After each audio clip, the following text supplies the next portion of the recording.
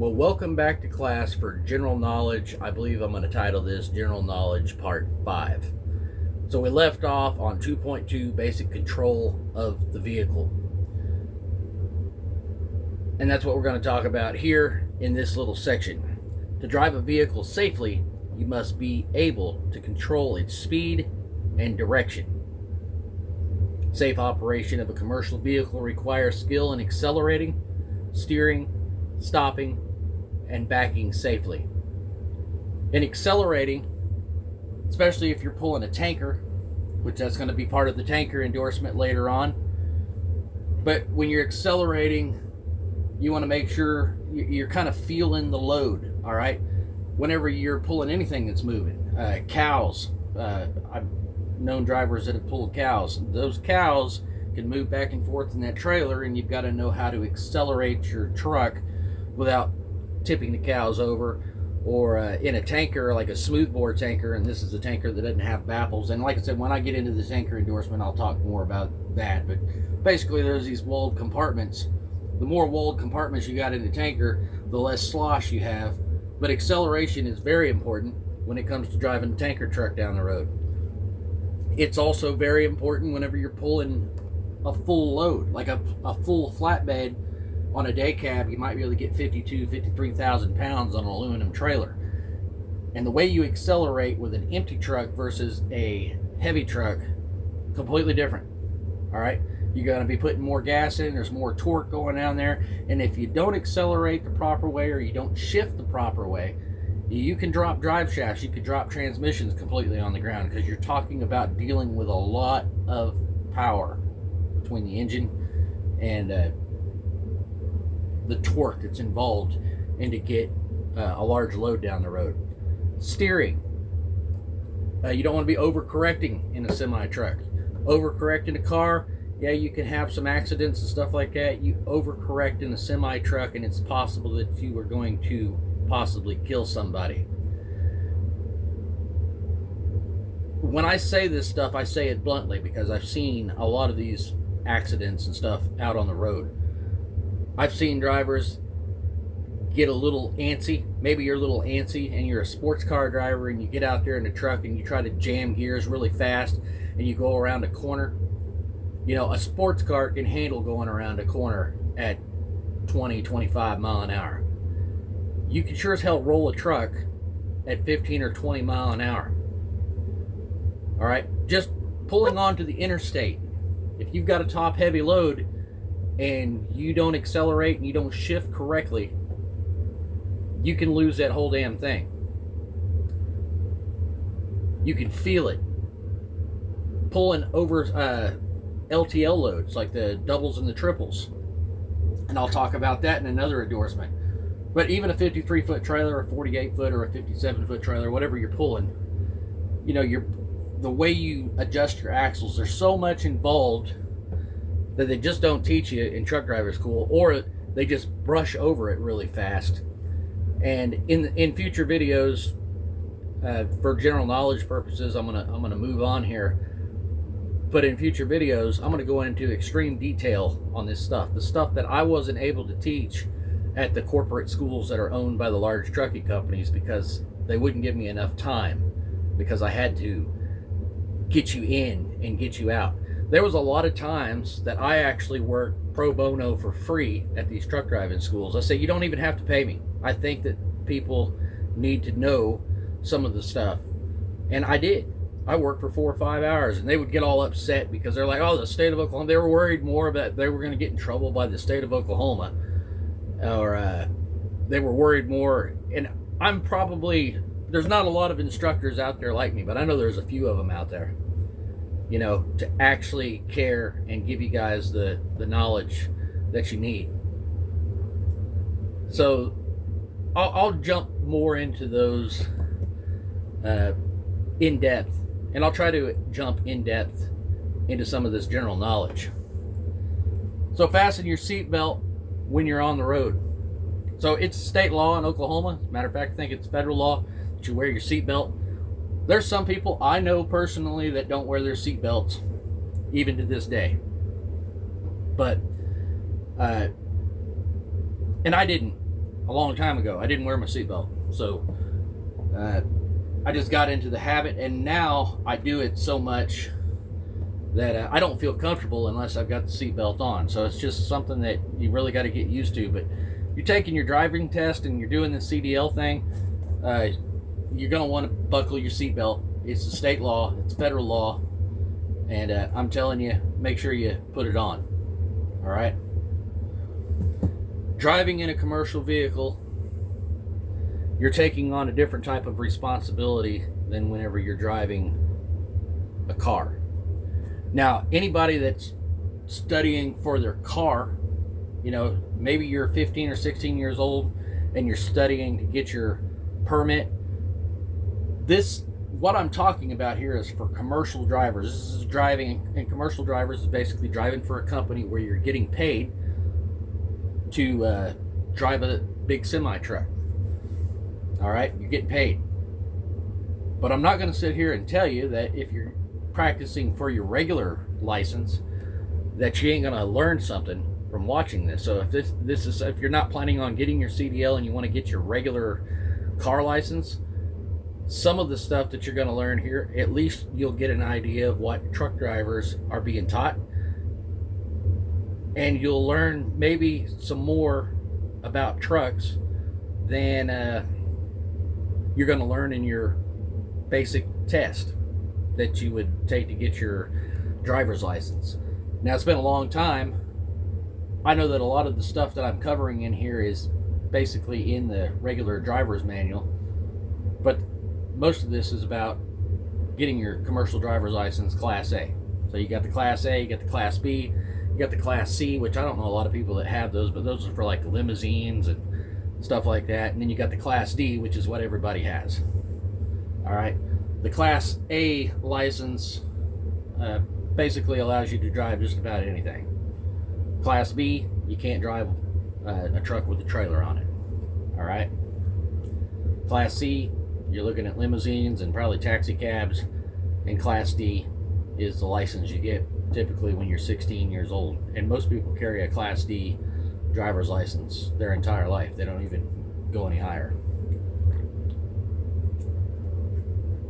So we're talking about accelerating, which is the first part. You don't want to roll back when you start. You may hit someone behind you. And when you're driving, so a lot of the trucks now are automatics. But I'm going to stick to, if you are going to a school and you have the opportunity to learn how to drive a 10-speed, take that opportunity and keep that restriction off your license. If you're going to pay $3,000 to $10,000 to go to a school, or you're going to have it granted or funded, make sure you're getting something that you can use. And I recommend that anybody that's learning how to drive, learn how to drive a stick shift. If you can drive a stick shift, well, can you just hop right into a semi? It's going to be a little easier, but you can't just hop right into a semi because a semi doesn't shift quite like a stick shift car. All right. Now I'm going to talk about double clutching, and when I talk about double clutching, I understand that you can float gears and all that, but to pass the CDL test, you're not going to be wanting to float gears in front of your examiner. All right.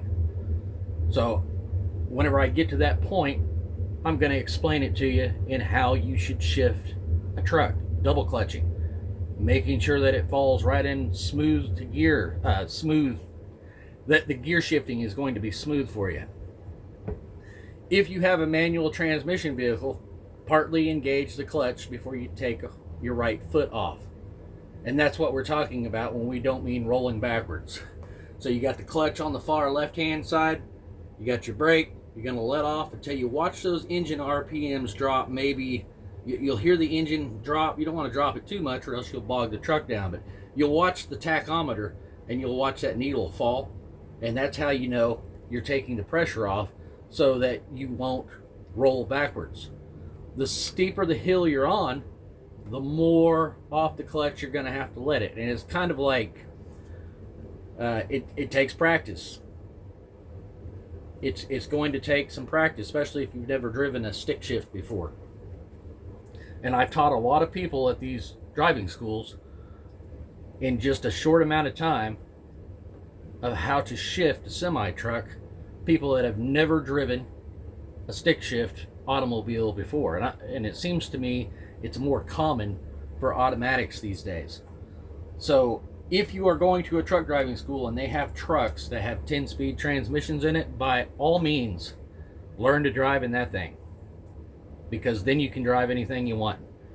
And you won't be held back by this trucking company over here. We have all automatic transmissions. Well, if you know how to drive a standard, it's quite possible you might be able to go to work for a smaller trucking company that has standard transmissions, and they pay significantly more in the beginning versus getting suckered into going to a company that you may or may not like. All right. Whenever necessary, that feathering of the clutch, dropping your RPMs before you let off the brakes, is going to keep you from rolling backwards. Release the parking brake only when you have applied enough engine power to keep it from rolling backwards. So in other words, if you don't have your foot on the pedal and you push the parking brakes in, you can just suddenly start rolling backwards in a semi truck, whether or not you're empty and weighing approximately 30,000 pounds, or whether or not you're loaded at approximately 80,000 pounds. 80,000 pounds, when I'm talking about that, understand that we're talking about the gross vehicle weight rating. All right? That's an acronym, gross vehicle weight rating, which means that that's going to be the total gross weight of your vehicle. You can't go over that in many states unless you have permits. Like in Oklahoma, as long as you got the axles, you can permit yourself to do 90,000. And in Kansas, I believe you can permit yourself to do 85,000. Right? There's a lot of complications in the weights, but most of the time you're going to see 80,000 pound rigs. 12,000 on the steering axle, 34,000 on the rear tandem axles, and 34,000 pounds on the rear trailer axles, equaling 80,000 pounds. You can't go over those axle weights, and you can't go over the gross vehicle weight rating of 80,000 pounds. All right, there's some other stuff.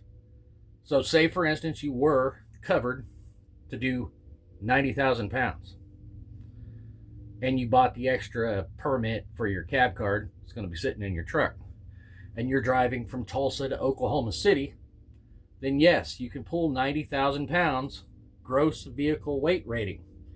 Normally that's done for extra axles, for doubles and triples. All right, so you can pull that extra 10,000 pounds. Well, here's the deal when you see 90,000 pounds going down the road. That trailer and that extra converter dolly that those trucks are pulling weigh pretty close to at least half of that, 5 to 10,000 pounds. So those are 5 to 10,000 pounds. So you really can't pull that much more net weight as a load. But you can pull lighter, so you can pull a lighter truck that normally wouldn't fit on 2 trailers. You can stretch that out to 3 trailers, and you can pull that little bit of extra. But it's really not a lot for the extra money that you're paying on your cab card and fuel taxes and IFTA stickers and all that. That may have changed. I'm not sure if IFTA has changed, but used to be little bingo cards. We used to call them bingo cards, but you used to have to have a permit for every state that you traveled in. It looked like you were living in an RV and you were collecting these little stickers. But every truck used to have a tag for Florida, a tag for Wisconsin, a tag for New Mexico, and there was all these little stickers, and typically they were located near the fuel tank, or there was a special placard, and it was just like a bingo card. It was just all the states were on the side of it. And they replaced that with an IFTA sticker.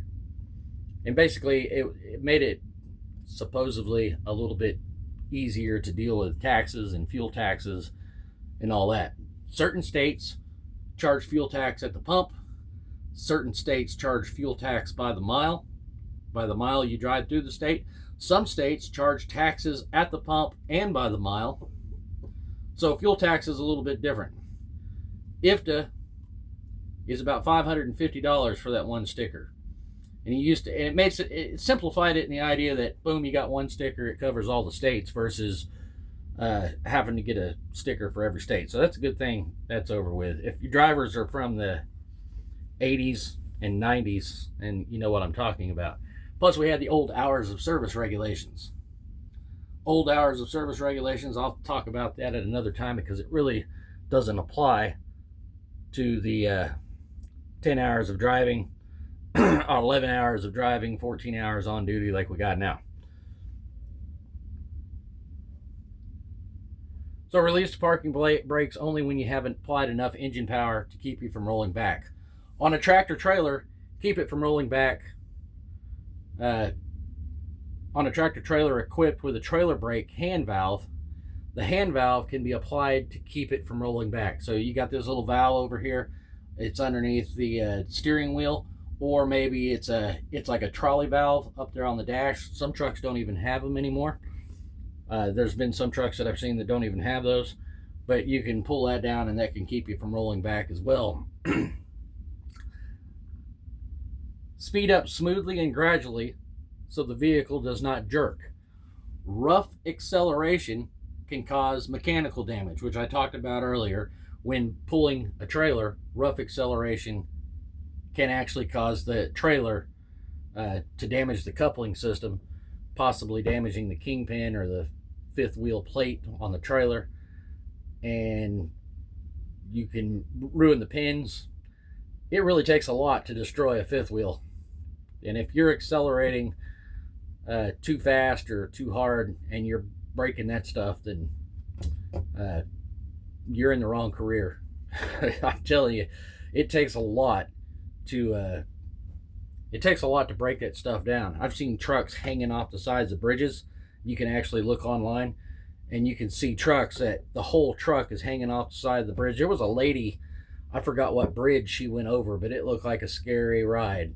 But she was hanging over the side of the bridge, and basically the truck's just hanging on the trailer with the fifth wheel. Just a little piece of metal called a kingpin on the fifth wheel holding that whole truck up. So it's a pretty strong mechanism. But over accelerating and being real jumpy with your starts, it can cause damage to those items. Just imagine over accelerating too much in the city because you're jumping it and cutting it back and forth, and an hour and a half into your run, you just look back and you say, what the heck was that? And that was your trailer falling off the truck because you damaged the coupling system. So that's why smooth acceleration is very important. Speeding up very gradually when traction is poor. So there's different scenarios where traction can be poor. Like sand on an icy road can give you traction, but sand on a perfectly dry road is just about like ice whenever it comes to pulling. All right. So always look at the conditions of the roads. Loose gravel, whenever it begins to rain, especially on blacktop surfaces, you might notice that little rainbow effect that's coming up out of the ground. That's the oil rising to the surface, and it makes the ground extremely slick. And it can be like riding on ice. And if you pop the clutch, you can spin a semi out. No matter how heavy it is, you can still spin one of these things out if the conditions are right on the ground. And like I said, sand on a dry day. So, for instance, we get ourselves an ice storm, and we got the plow trucks that go over, and there's still a thin layer of ice on the road. So the sand and salt trucks come through. All right. The sand and the salt trucks give you some traction on that ice. But when the ice melts out and that sand is on the dry pavement, now you've got another slick surface to worry about. You can actually hit your brakes even when the ice is gone, and because the sand is on the road, you can lose control pretty easy just in that sand. Is that making sense? It's kind of like a shuffleboard table. They put sand on the shuffleboard table and you know, you push that puck down and that thing just keeps on rolling. Well, that's the way it works exactly on the highway when the ice is gone and the sand is the only thing that's left. So it's important to note that. Another thing that you want to watch out for when I'm talking about that is salt. The salt that goes on the road, a lot of that stuff will dissolve into like a white liquid and it becomes like a white powder. But right after a snowstorm, you not only have the salt, and if you're following too closely, you can actually feel the sand. I don't know how the hell motorcycle drivers, I see motorcycles driving right after a snowstorm, and I know they got to be getting peppered in the face by a semi truck or a car that drives by them. But you can hear this, going back to those senses that we were talking about, like when you're driving down the road, you can hear these, like the sand, like the front of your truck is being sandblasted, and you'll be thankful that you have that windshield in front of you. But that's also what can eventually pit up your windshield and cause loss of good vision, and will make you have to replace your windshields in your trucks after a period of time. So these are little things that you don't think about, and you probably wouldn't think about them unless someone was to tell you about them. So these are the types of things that you're going to experience while driving down the road. Speed up very gradually when the traction is poor, as in the rain or the snow or the sand on the ground. If you use too much power, the drive wheels may spin. They will spin if you put too much power. You could lose control. If the drive wheels begin to spin, take your foot off the accelerator. So, you may not know that your wheels are spinning. Just say, for instance, you don't have no idea that your wheels are spinning. One of the indicators is by looking at your dash. All right? I want you to look at your normal operation of your tachometer, your RPMs of your engine. If you're on icy conditions and you're driving down the road, you can watch that tachometer. If that thing starts spiking on you, your wheels are slipping out there. All right? So if you see your tachometer, you're typically running at 12 and you hear the engine like do this weird rev, but your tachometer goes up to like 16 or 17 and it jumps, you're spinning. Let off the accelerator and your wheels will catch that traction again. Don't hit it, don't hit your brakes or anything like that. It's best to just keep right on, try to keep your vehicle straight and let the wheels catch up. Because whenever your wheels lock up, you lose a large portion of your stopping power. So even on icy roads, that's why they got the anti-lock brake systems now, that kind of, they sense wheel lock up and they release. All right, same way. We used to call that stab braking before anti-lock braking systems were a thing, but it was basically you hit your wheels until they just about lock up and then release them, or until they locked up and then you'd release them and let your wheels spin. But that really wasn't the best practice for the most part. They might actually still talk about that in the CDL test. Steering wheel. Hold the steering wheel firmly with both hands. Your hands should be on opposite sides of the wheel. If you hit the curb or a pothole or chuck hole, the wheel could pull from one way or the other. It could pull completely out of your hands if you don't have a firm hold on it. This was especially true for trucks back in the day that didn't have power steering, because if you were stopped and you were trying to dry steer, you just about had to be hurt the jerk, have a lot of muscle strength, put your leg up on the dash. So one of the things that I always tell people is make sure when you're backing and you're steering that you are constantly moving the truck. You know, the truck is moving. Even with power steering, it's going to save on your tires and your wear, and I'll get into that on a separate note. Stopping. Push the brake pedal down gradually. The amount of brake pressure you need to stop the vehicle will depend on the speed of the vehicle and how quickly you need to stop. Control the pressure so the vehicle comes to a smooth, safe stop. If you have a manual transmission, push the clutch in when the engine is close to idle. So that's basically so you don't stall it out. And that's whenever you're coming to the stop. All right, you don't want to push the clutch in at 60 mile an hour and keep your clutch pushed in when you're slowing down. And I'll get into the shifting and all that. There's a lot involved here. There's a lot more involved. When you get out there in the truck, you'll understand what I'm talking about. But push the clutch in when the engine gets close to idle so that you don't stall the truck out. Backing safely. Now, because you cannot see everything behind your vehicle, backing is always dangerous. The thing is, when you're driving a commercial vehicle, backing is going to be a necessity almost on a daily basis for you. So you're going to have to learn to get good at it. And you're going to have to learn to back a trailer. You're going to have to learn to put trailers into areas that the maneuvers that you're going to test on aren't nothing compared to some of the areas that you're going to deliver to as a truck driver. So when you park, try to park so you will be able to pull forward when you leave.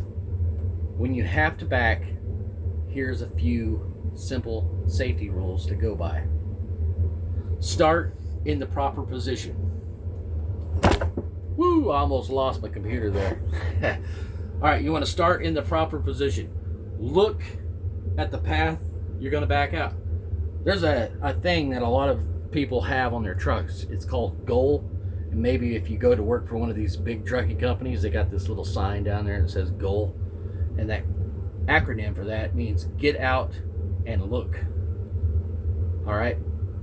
So if you're backing into a situation, get out, walk around your vehicle, see the obstacles that you may be encountering, especially on that right side, because that side is the blind side, the passenger side.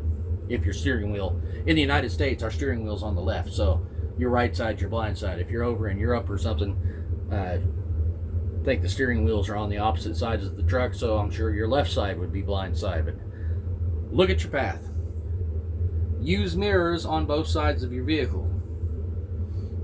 So you got these two mirrors here, your two normal mirrors, you got some convex mirrors on the side, so that's 4 mirrors right there. Sometimes you got a blind spot window down in your passenger side.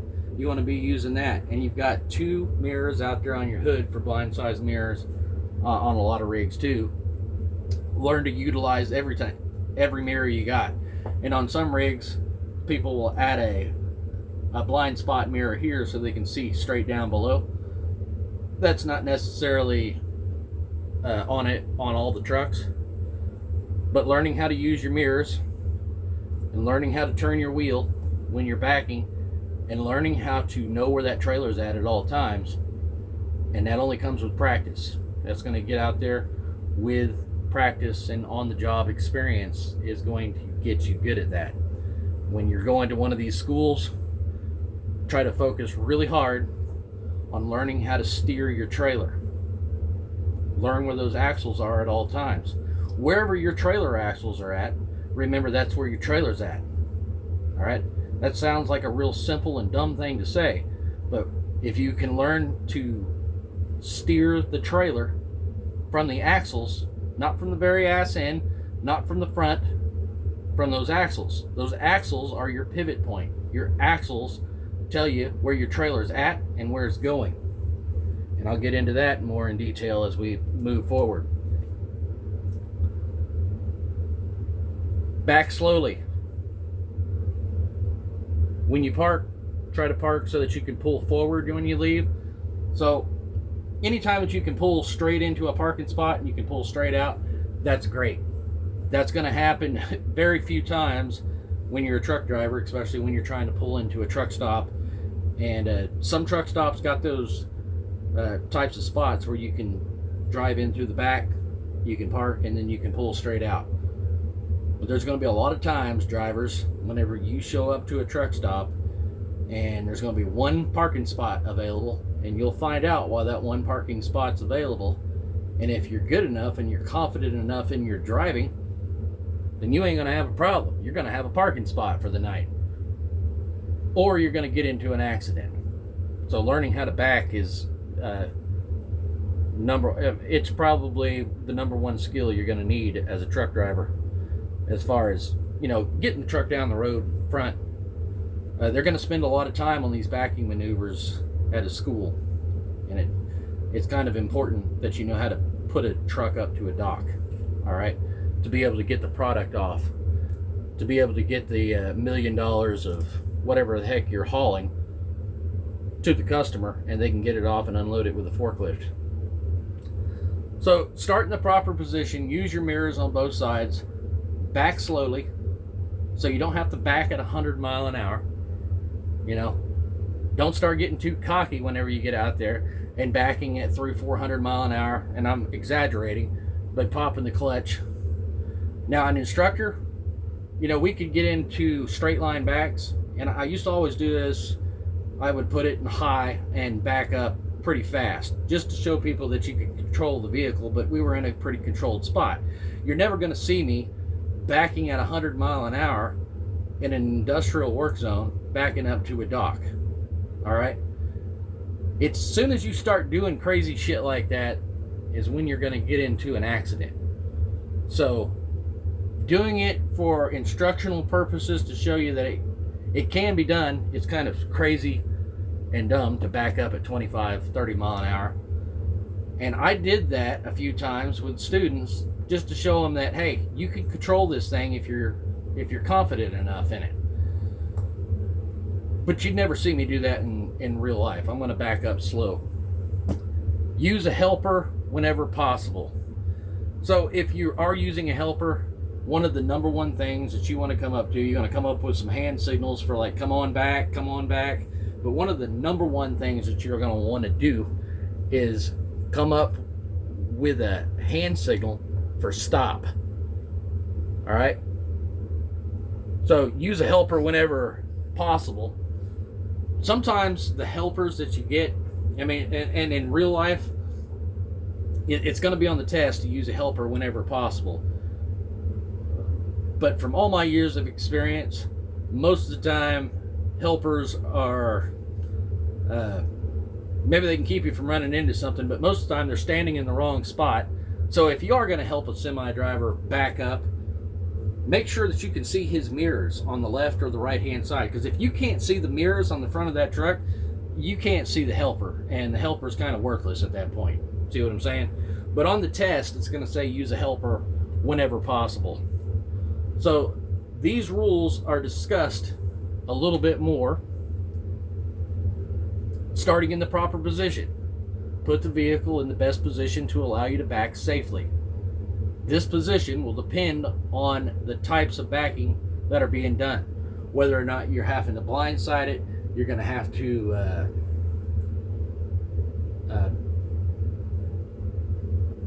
do a regular turn. So you're blindsiding, that means you're backing in toward the driver's side, you're bending your trailer this way, and backing in on the driver's side is the trailer will be kind of to the left of your vehicle. You're going to look at the path. Look at the line of travel before you begin. Get out and walk around the vehicle. Check your clearance to the sides and overhead. In and near the path your vehicle will take. So you jump out of your 13.6 rig and you look and say, hey, is there any power lines or anything that are under my truck?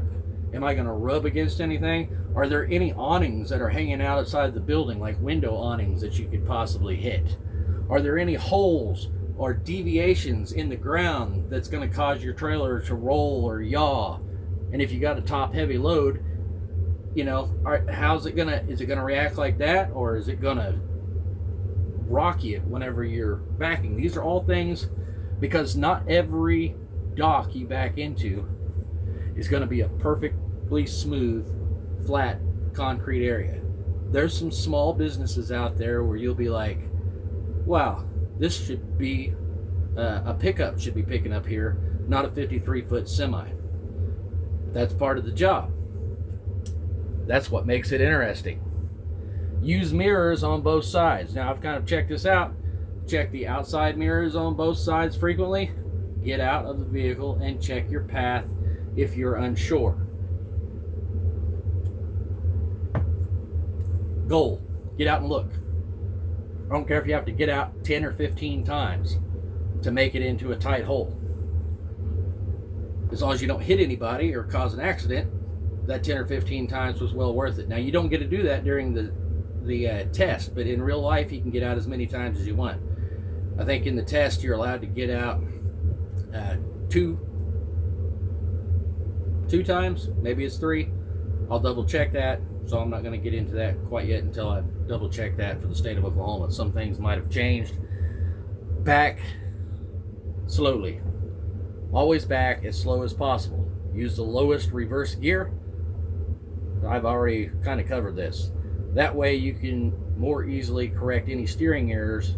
You also can stop quickly if necessary before you run over something. Back and turn toward the driver's side. So when you're pulling the truck, say for instance, the tips of my fingers are the cab of the truck and this hand back here is the trailer. Now we sit on the left side. It may look right over there to you, but you're always going to back to where the trailer is bending toward the driver's side whenever possible. Whenever possible. That doesn't mean that's going to happen all the time. Sometimes you're going to have to back blindsided, and this may require you to get out of the vehicle and get out and look and check a little more. If you back and turn toward the driver's side, you can watch the rear of your vehicle. If you're backing and your trailer's bending toward the passenger side, you can watch the rear of the vehicle to a certain degree level. But eventually, the reason why they call it blind side is because the back of your trailer leaves your mirror and you can no longer see it. And then at that point, you're just guessing. And that's called blind side backing. In the newer trucks, you can actually adjust your mirror as you bend, and you can get a little bit more bend when you're blind side backing. But that's like rubbing your head, patting your stomach, and standing on a greased up beach ball at the same time. That's about as close to flying a helicopter as you're going to get in a semi-truck is blind side backing, in my opinion. But it can be done. With enough practice, you can do just about anything. People that have been out there for a long time, you know, you sit there and watch them like, how the hell did he back into that hole in the first try? Or he only did one pull-up. Well, it's because he's good, all right? And you got to accept the fact that whenever you're first getting started in anything, you're not going to be that good, all right? But you will get better. It's just going to take some hands-on practice. You can watch the rear of your vehicle by looking out the side window. Use driver's side backing, even if it means going around the block to put your vehicle in position for added safety. That means that if you're in there right now and you can back blindsided and get in the hole, but if you think, if I was to drive all the way around the block and reposition my truck, I could actually back in. It's worth it to drive all the way around the block and back in toward that driver's side versus risking backing in blindsided. Use a helper. Use a helper when you can. There are blind spots you can't see. Regardless of when you're backing, if you're backing toward the driver's side, you're going to have blind spots over here that you can't see. So you can position a helper there. But like I said earlier, make sure you got a pretty decent helper and one that knows how to stay in range of where, if he's standing behind, he's looking at the mirrors and you can look down the mirror line and see him. Because if the helper can't see your mirrors, then you can't see him. It's basically like not having a helper at all. The helper should stand near the back of your vehicle where you can see the helper before you begin backing. Work out a set of hand signals that you both understand, but definitely agree on a signal for stop or stop. All right? You need to work that out before. If you've never dealt with this guy before and you say, hey, what are you going to do if I need to stop? Give me a hand signal or something like that. At least agree on that. All right? Shifting gears. Correct shifting of gears is important. If you can't get your vehicle into the right gear while driving, you will have less control. So if you need to be in 5th gear, or you need to be in 6th, or you need to hit that divider down and drop it to the low side, you need to know what gear you need to be in. And I will get into that and do a whole gear. If you're doing a 10-speed transmission, I'm going to show you some simple shit you won't believe. And when you put it into practice, whenever you start driving, you'll be like, that's pretty sweet. Especially if you've had some issues with driving. I haven't made it to that video yet, but I'll post it sooner or later as we move through this CDL study guide. Get your vehicle into the right gear while driving. You will have, if you can't get it into the right gear, you're going to have a lot less control. Basically, you're not going to have hardly any control at all besides steering a truck that's just coasting down the road. That's all you got if you can't get it into gear. Basic methods of shifting up. Mostly heavy vehicles with unsynchronized manual transmission require double clutching to change gears. If equipped with synchronized manual transmission, double clutching is not required. This is the basic method. Release the accelerator, push in the clutch, and shift to neutral at the same time. All right? Release the clutch.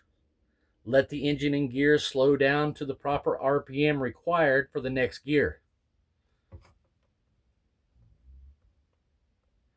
Push in the clutch and shift to the higher gear at the same time. Release the clutch and press the accelerator at the same time. Shifting gears using double clutching requires practice. All right, it just requires practice. You're going to have a lot of old hands, and you may learn how to do this, but for your CDL test, floating gears you do not want to do when you're taking your CDL test. You're going to need to be able to demonstrate that you can double clutch a truck and get it to go into the upper gears and how to gear it down. Shifting gears using double clutching requires practice. All right, and you'll get practice for at least a couple of days in a truck driving school showing you how to do this. Sometimes they'll spend a little more time with you, and I hope that you don't get left behind in learning this. It's very, very important to learn double clutching because it's going to be part of your driving test whenever you get with the examiner. And learn how to do it. Don't just go for the automatic, all right? Learn how to drive an unsynchronized transmission. They may disappear completely, but they haven't disappeared completely yet. And if you know how to drive one, you can drive anything. If you remain too long in neutral, you may have difficulty putting it in to the next gear. In other words, if you let those RPMs fall down. So what I'm going to talk to you about right now is basically for a 10-speed transmission. If you don't know what gear you need to be in, I want you to think of, look at the speedometer, all right? You can easily get it into the gear and know what gear you need to be in. So let's say we're going to look at 15, all right? You got to learn how to shift from 1 to 5, you know, double clutching it. Most of the time, you're probably going to take off in second or third gear. Most of the time, for taking your CDL test, you don't have to be in the super low hole. You can be in second gear. And in some transmissions, that might actually be first gear. So that's going to be 10-speed transmission is 1, 2, 3, 4, 5. 6 is a U-turn. 7, 8, 9, 10. All right? That's the pattern. All right? Let me do that again. 1 is over here. 2, 3, 4, 5. You're going to hit the flipper switch. And then you're going to bring it into the high side, right back into the low hole over here. That's 6th gear once the switch is up on high. That's 6. That's 7, 8, 9, 10. So you got 10 gears. But actually, you're only going to be shifting through 9 if you start out in second.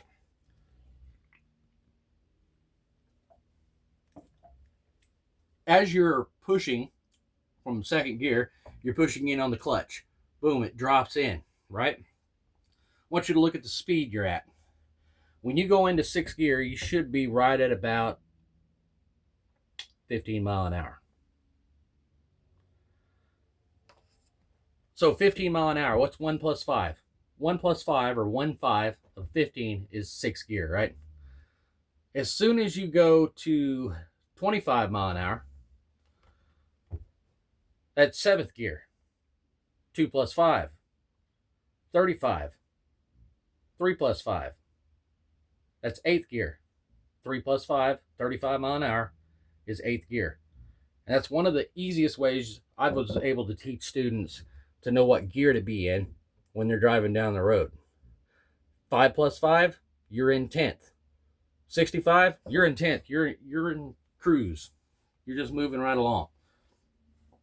So if you're coming down and you need to drop a couple of gears, we know 55 mile an hour is 10th gear. 5 plus 5, 55. Okay, so if you were to slow down your truck to 45, you're going to start hearing that engine bog a little bit because you got it in 10th gear. It'll be really easy to hurry up. You just push the clutch in. You're going 45 mile an hour, and you push the clutch in the second time. That bitch will fall right into 9th gear, believe it or not. It takes a little bit of practice, but that's how it works on a 10 speed. All right. We're not talking about 13 speeds. I don't really think too many schools do 13 speeds, but you know, it's not much difference. The clutching and everything's still the same. But for a 10 speed, that's easy. All right. 45 mile an hour, 9th gear. 35, you're looking at 8th. 25, you're looking at 7th. 15, you're looking at 6th. And then at 15, you can pretty much come in, as long as you're not coasting the distance of your truck, you can push in the clutch. If you can come to a stop in the distance of your truck, push your clutch in, and as you're coming up, you just fall right into first gear. And guess what? They won't ding you for that because you didn't coast more than the distance of your truck out of gear. That's going to take some practice, and I'll do another video on that a little bit later. Use a helper. Oh, I'm over here on this side now. Knowing when to shift up. There are 2 ways to know when to shift up. And this is kind of talking about what I was talking about a while ago. Study the driver's manual for your vehicle and learn the operating RPM range. Watch your tachometer and shift up when the engine reaches the top of the range. Some newer vehicles use progressive shifting, the RPM. So progressive shifting is basically you're shifting at 12 RPMs. The next gear is 13, 14. But I'll tell you what, for the most part, if you just stick with that little speed trick that I just talked to you about and you can understand it and practice that, you're going to be just fine in a 10-speed truck at any truck driving school as far as getting it into the proper gear at the right speed without losing it and being in neutral. Progressive shifting, the RPM at which you shift, your shift becomes higher as you move up in the gears. So your RPM would technically be like you shift the first gear at 12. By the time you get up to 9th and 10th gear, you're shifting at like 14 or 15 RPMs. It sounds a little bit complicated. It's really not. Basically, every time you shift up a gear, the RPMs go up a little bit. It's the basic match of, that's the basic definition of progressive shifting. Use road speed, mile per hour, okay? Learn what speed each gear is good for, which is what I just explained to you for a 10-speed transmission. By using the speedometer, you'll know when to shift up or when to shift down. 45 mile an hour, 4 plus 5, 9th gear. 55 or above, 5 plus 5, you're in 10th gear. 35 mile an hour, 3 plus 5, 5, 6, 7, 8, 8th gear. 25 mile an hour, you're going through a school zone, 2 plus 5, 7th gear. Does that make sense? I hope it does. Basic procedure for shifting down. Release the accelerator, push in clutch, and shift to neutral at the same time. Release the clutch. Press the accelerator to increase engine speed. Now, gearing down, there's an extra step involved. All right? So, say, for instance, you're doing 45. You let that engine bog down a little bit. You can almost put it up in there, but you're going to have to tap the accelerator just enough to raise those RPMs so that it'll fall in. All right? Think about it whenever your car is gearing down. The engine speed increases if the engine's slowing you down.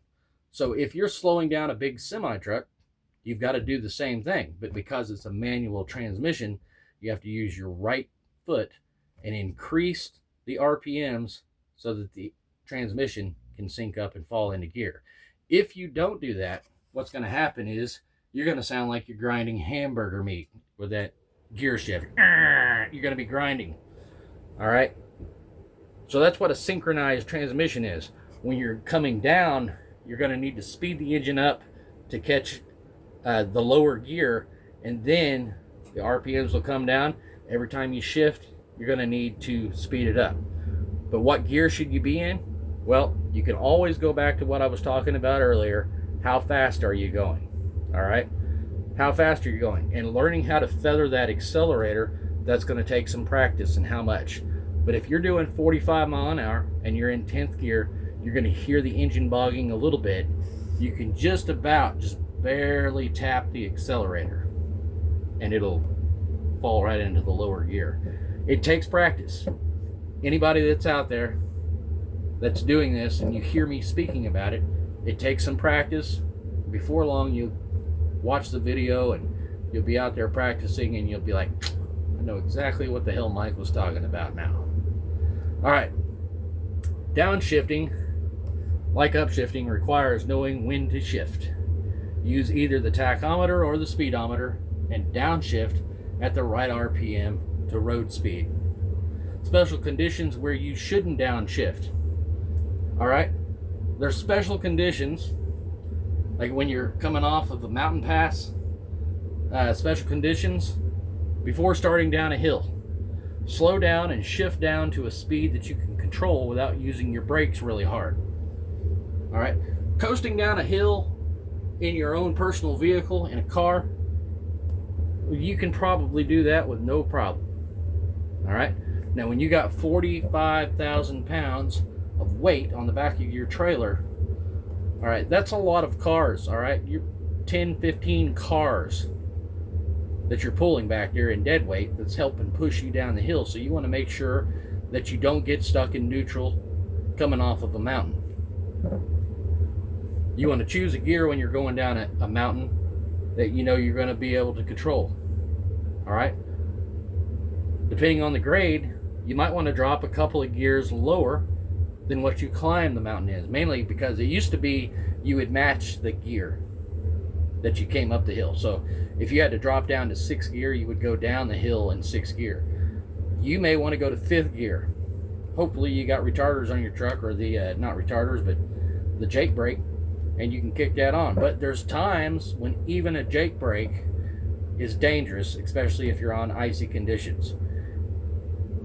For safety's sake, if it's really icy out there, I'd prefer you to just pull the truck off to the side of the road, call your dispatcher and say, this is going to be late, I'm not driving in this.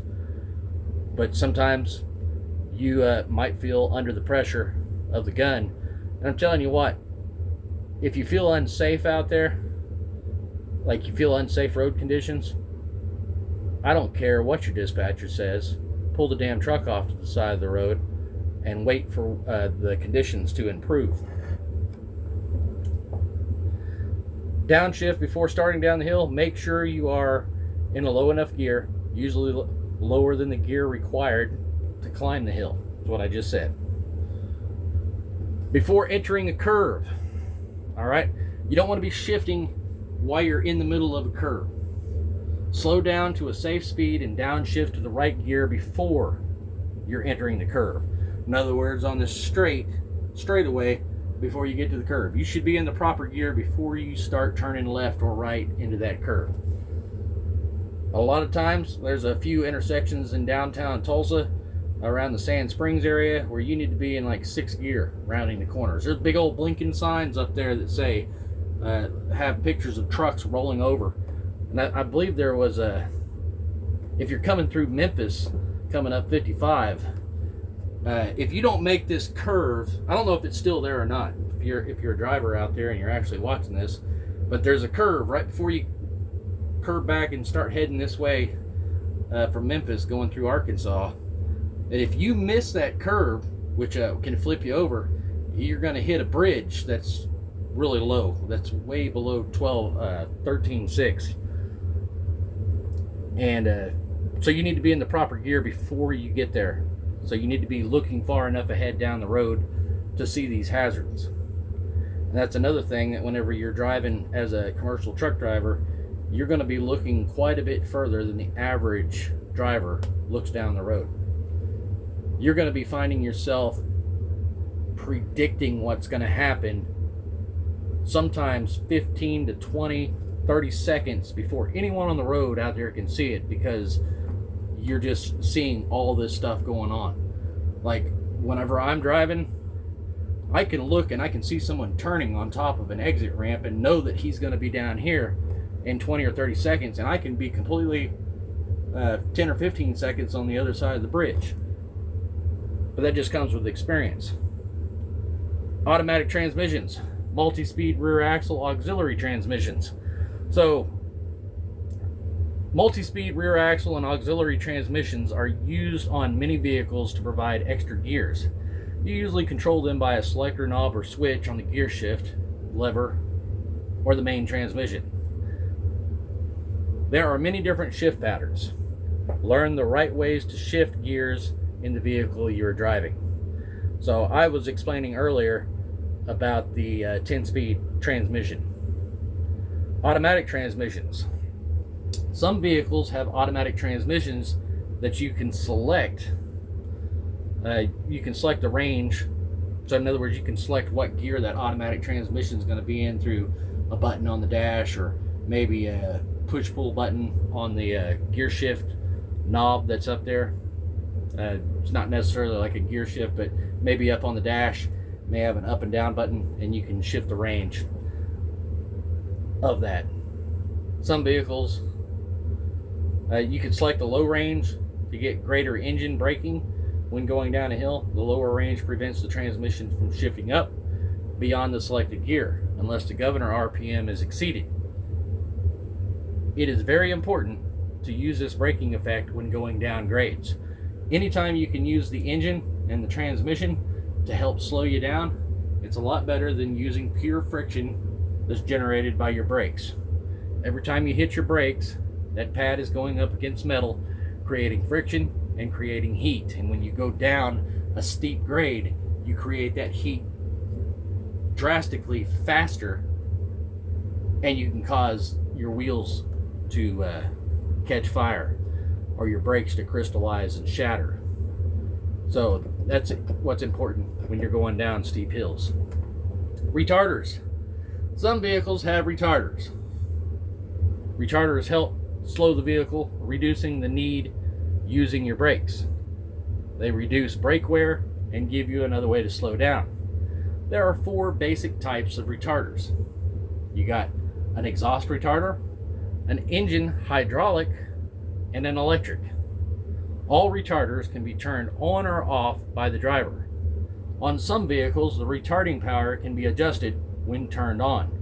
Retarders apply the braking power to the drive wheels only when you let up off the accelerator pedal all the way.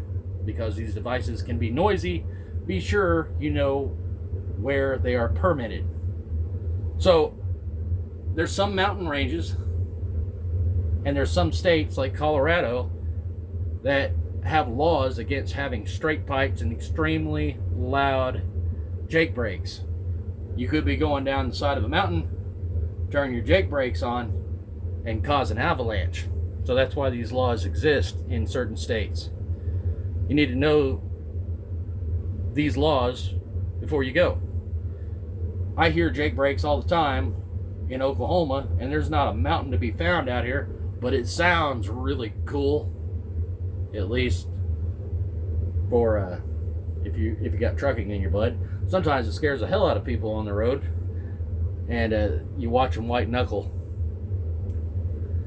So retarders are used for that. And in icy weather, you may not want to use that.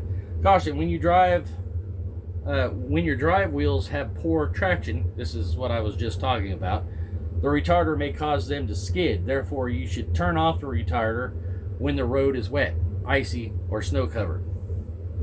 Okay, we're almost done with this section here.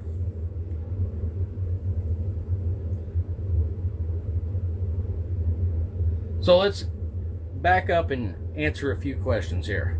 Why should you back toward the driver's side? All right. You got any ideas? Put that down in the comments as to why you should back toward the driver's side. Well, it's easier to see. All right.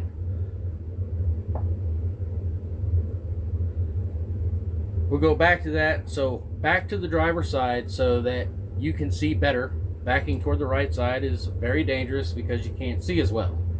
If you back and turn toward the driver's side, you can watch the rear of your vehicle by looking out the window, using the driver's side backing, even if it means going around the block, to put you in a position to where you can back toward the driver's side.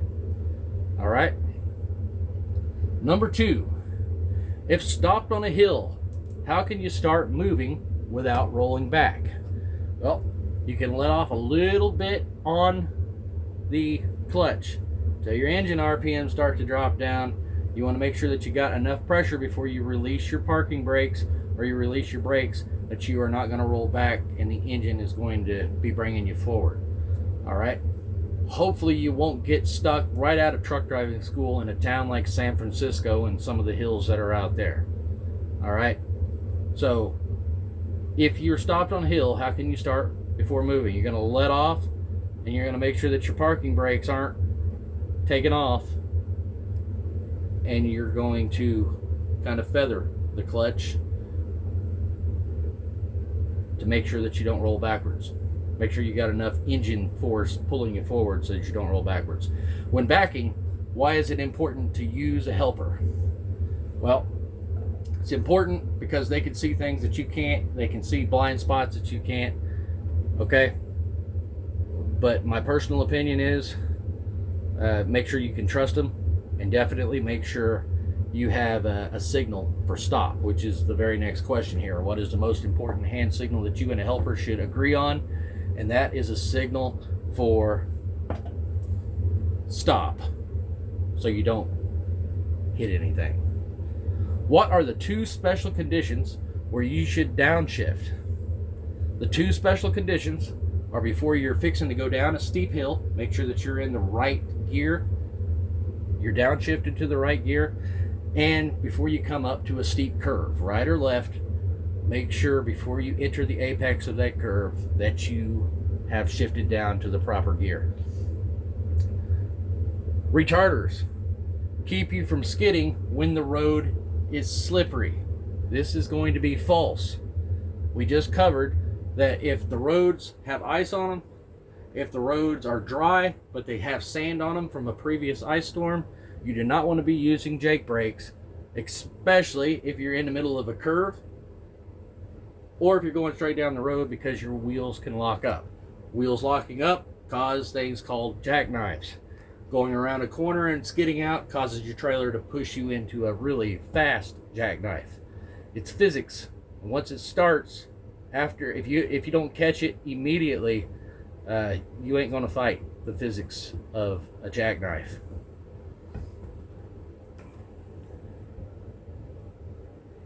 What are the 2 ways to know when to shift? Okay, covered that. So you got the progressive shifting, we've got the speedometer shifting.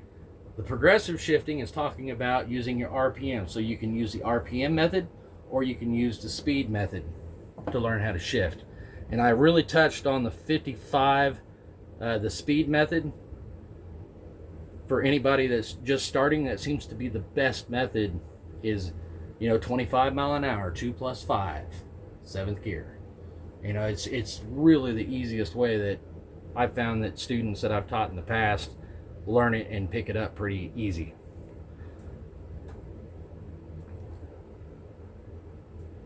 All right, so that was an hour on just that basic part right there.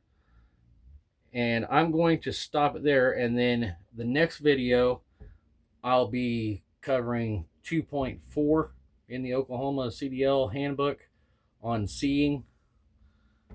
And this will be talking about looking for traffic down the road and all that. I hope you guys enjoyed this video, and I hope you learned a thing or two. And I will see you on the next video.